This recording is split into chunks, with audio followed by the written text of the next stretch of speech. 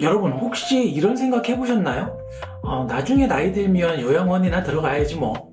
하지만 막상 그때가 되면은 그런 생각이 조금 바뀐다라는 이야기들을 많이 하시더라고요. 조사에 따르면 어르신 10명 중 8명은 몸이 좀 불편하더라도 시설보다는 집에서 계속 살기를 희망하신다고 합니다.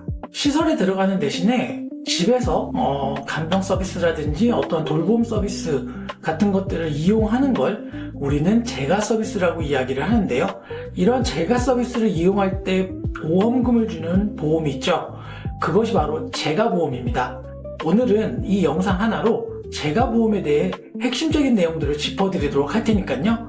영상 끝까지 시청하시고 많은 도움 되셨으면 좋겠습니다. 자, 그럼 구독과 좋아요 한번 부탁드리고요. 시작해 보도록 하겠습니다.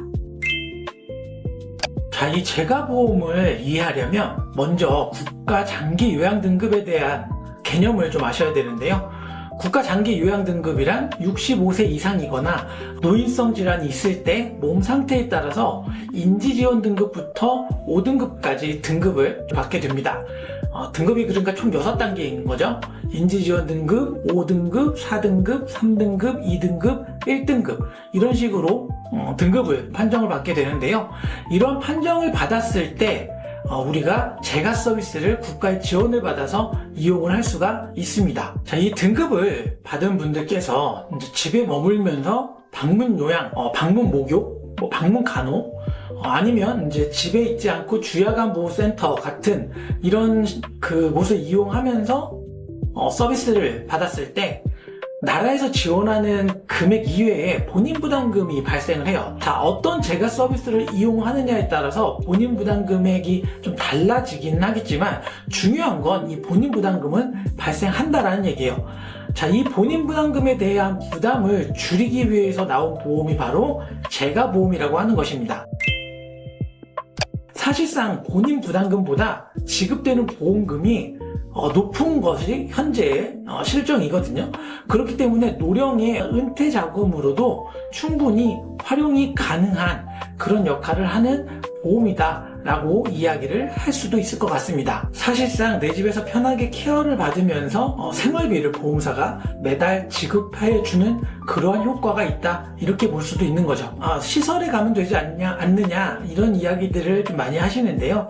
대표적으로 이제 이런 재가 시설 서비스 같은 경우에는 요양원을 대표로 들 수가 있어요. 이 요양원 같은 경우에는요, 보통은 1급에서 3급 판정을 받은 분들께서 고려를 하는 그런 부분이고요. 보통은 1등급과 2등급을 판정받으신 분들이 많이 이용을 한다 이렇게 생각해 주시면 될 것 같아요. 하지만 인지지원 등급부터 4등급 요 사이에는 대부분이 방문 서비스라든지 아니면 주야간 보호센터 이런 곳을 이용하는 것이 현실입니다. 등급 판정 받으신 이후에 재가 서비스를 이용하는 비율이 사실상 방문 목욕이나 방문 간호, 방문 요양 이런 서비스를 이용하는 비중이 훨씬 높은 것이 현재의 상황인데요. 점차적으로 주야간 보호센터를 이용하는 비율도 늘어나고 있다고 합니다. 그 이유가 요즘에 노치원이라고 불리는 곳이 바로 이 주야간 보호센터거든요. 주야간 보호센터에서는 각종 인지활동 프로그램이라든지 식사, 점심, 저녁, 그리고 간식 어르신들이 모여 계시니까 친목에 대한 부분들도 볼 수 있고 병원도 왔다 갔다 하면서 좀 보호자의 역할을 해줄 수 있는 이런 좀 다양한 서비스를 받을 수 있다 보니까 많이들 이용하는 편이라고 이야기를 해요. 과거에는 방문과 관련된 재가 서비스를 중심으로 이용했다라고 한다면 이제는 아무래도 좀 70대가 넘어가고 하더라도 거동만 약간 불편하거나 할 뿐인지 그 인지활동이라든지 아니면은 생활하는 데는 큰 불편함이 없다 보니까 그냥 집에만 있으면 심심하거든요. 그러니까 노치원을 가서 같이 어울리면서 활동들도 하고 친목도 다지고 그리고 식사도 알아서 챙겨주고 더군다나 주야간 보호센터 같은 경우에는 아침에 픽업을 해주고 저녁에 끝나면은 다시 모셔다 드리는 이런 송영 서비스도 대부분 이루어지는 것으로 알고 있습니다. 그렇기 때문에 조금 더 효과적으로 다양하게 재가 서비스를 이용하는 방법들이 있을 수 있는 거죠.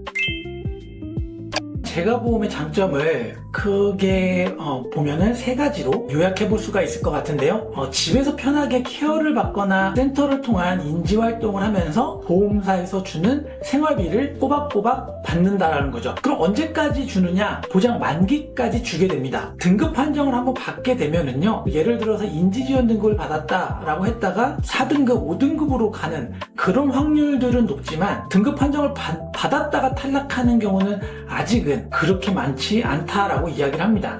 그러니까 이거는 등급을 판정받고 제가 서비스를 이용을 하면은 보험금이 나오는 보험이다 보니까 훨씬 더 효과적일 수 있다는 거죠. 요양원에 대한 입소보다는 제가 서비스를 이용하면 보험금을 받는 게 경제적으로도 유리할 수 있을 거예요. 두 번째 제가 보험의 장점이 뭐냐면요, 일단 등급에 따라서 제가 서비스를 이용할지 시설 서비스를 이용할지를 우리가 선택을 하게 되는데, 시설 서비스에 대한 특약을 집어넣게 되면 요양원을 이용했을 때에도 등급에 따라서 보험금을 지급받을 수 있다라는 거예요. 시중에 나와 있는 간병보험의 최대 단점이 뭐예요? 요양원은 되지 않는다는 겁니다. 당연하죠.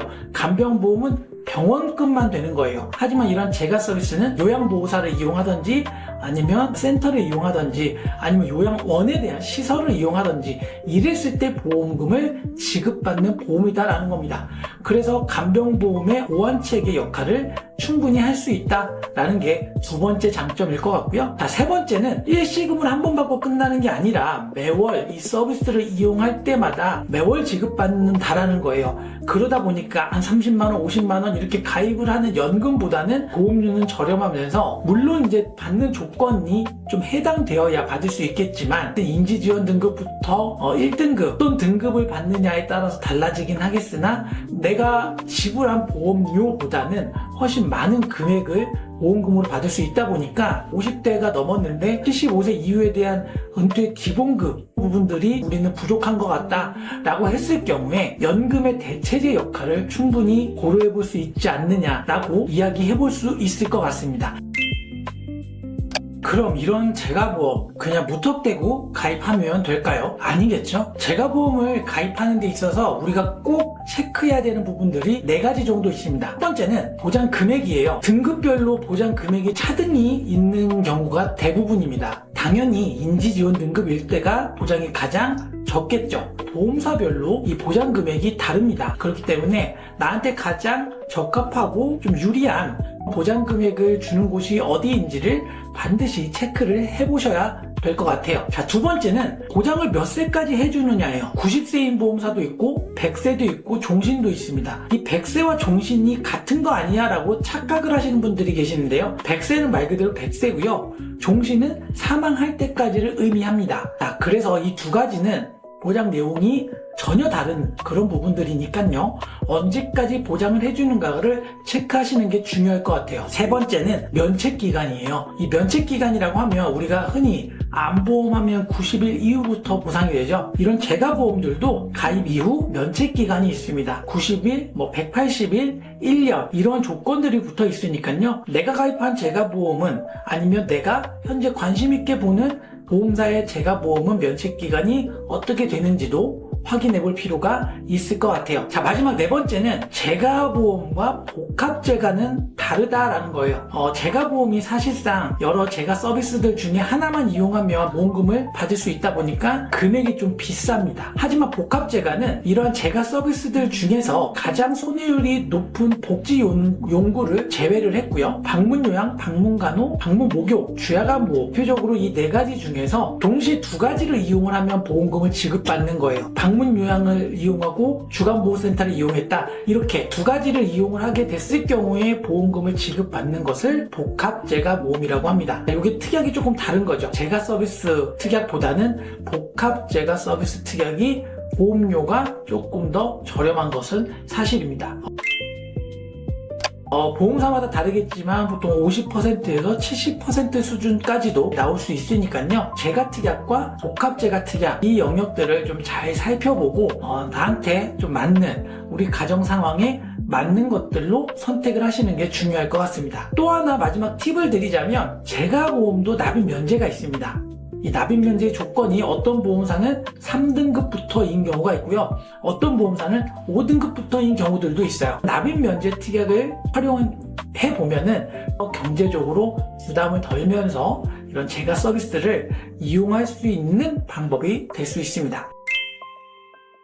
오늘 영상에서 제가보험에 대해서 좀 알아봤는데요. 제가나 간병은 효도가 아니라요, 시스템이에요. 앞으로 공적인 영역에서 노인 인구가 늘어나다 보니까 제가에 대한, 간병에 대한 혜택들이 더 발전할 수 있지 않을까, 또 시스템적으로 조금 더 보완이 되지 않을까라는 생각도 듭니다. 시스템이 좀 많이 발달되고 케어에 대한 수준들도 많이 높아지게 되면 서비스에 이용하시는 비율들도 많이 높아질 거라 생각이 됩니다. 그러면 제가보험이나 간병보험에 대한 보험료도 많이 올라가게 되겠죠. 부모님 같은 경우에는 더 편안하고 부담 없는 노후를 보낼 수 있을 거고, 자녀의 입장에서는 부모님 부양에 대한 어떤 경제적인 부담을 덜 수 있지 않나 라는 생각을 해봅니다. 자, 오늘 영상 도움 되셨다면 구독과 좋아요 부탁드리고요. 여러분의 성공적인 자산관리를 주치김의 재무이야기가 함께 하겠습니다. 감사합니다.